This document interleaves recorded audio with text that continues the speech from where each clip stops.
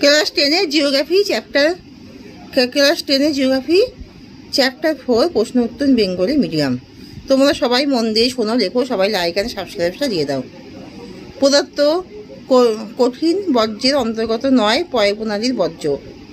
Vermi compost সার তৈরিতে প্রধান ভূমিকা নেয় কেঁচো। একটি কৃষিজাত বর্জ্য হলো খড়। একটি পৌর আবর্জনার উদাহরণ হলো অ্যালুমিনিয়াম টুকরো।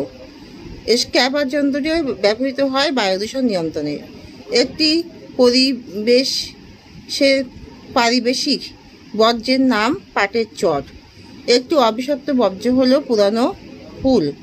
একটি চিকিৎসা সংক্রান্ত বর্জ্য হলো ইনজেকশন সিরিঞ্জ। পুনর্নবীকরণযোগ্য একটি বর্জ্য হলো প্লাস্টিকের বোতল। বর্জ্য সীসা দূষণে যে রোগ সৃষ্টি হয় তা হলো ডিসলেক্সিয়া। গ্যাসীয় বর্জ্য থেকে যে ধরনের রোগের সংক্রমণ হতে পারে তার মধ্যে প্রধান হলো ফুসফুসের রোগ। বায়ু দূষণ হয় গাড়ি ও কারখানা থেকে। ভারতের গ্রাম অঞ্চলে কঠিন বর্জ্য যে পদ্ধতিতে নিয়ন্ত্রণ করা যায় সেটি হলো ম্যানিওর পিট তৈরি করা। ময়ফলাকা দন্তহস্যি ও র ম্যানিওর পিট তৈরি করা। বাবু দাঁড়াও, পড়াচ্ছি। পড়াচ্ছি আমি। আচ্ছা তুমি পাশে বসো, আমি পড়াচ্ছি, দাঁড়াও। দুষ্টুমি করে। জীব বিশ্লেষ্য বর্জ্য থেকে কী ধরনের সম্পদ উৎপাদন হয়? জৈব সার। ডিডিটি এর পুরো নাম কি? ডাইক্লোরো ডাইফেনাইল টেরাইক্লোরোইথেন।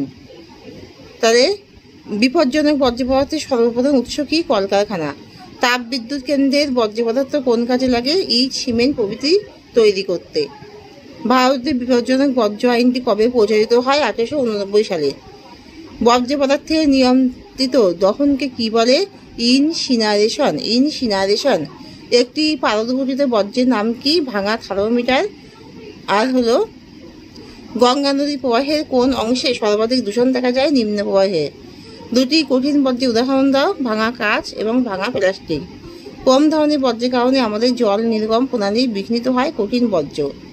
একটি জৈব ভঙ্গুর বর্জ্যের নাম করো? ডাবের খোলা। একটি গ্যাসীয় বর্জ্য বস্তুর নাম করো? Hydrogen sulphide. একটি রাসায়নিক বিষাক্ত বর্জ্যের নাম লেখো? ডিডিটি। শুকনো ফুল কী ধরনের বর্জ্য? বিষহীন বর্জ্য। বাইরে থেকে সৃষ্ট একটি কঠিন বর্জ্যের নাম লেখো? সবজি ও ফলের খোসা। একটি বিপজ্জনক চিকিৎসা সংক্রান্ত বর্জ্যের নাম লেখো? ক্যাথিটার। কঠিন বর্জ্য নিয়ন্ত্রণের সবচেয়ে গুরুত্বপূর্ণ পদ্ধতি কোনটি? Sanitary landfill.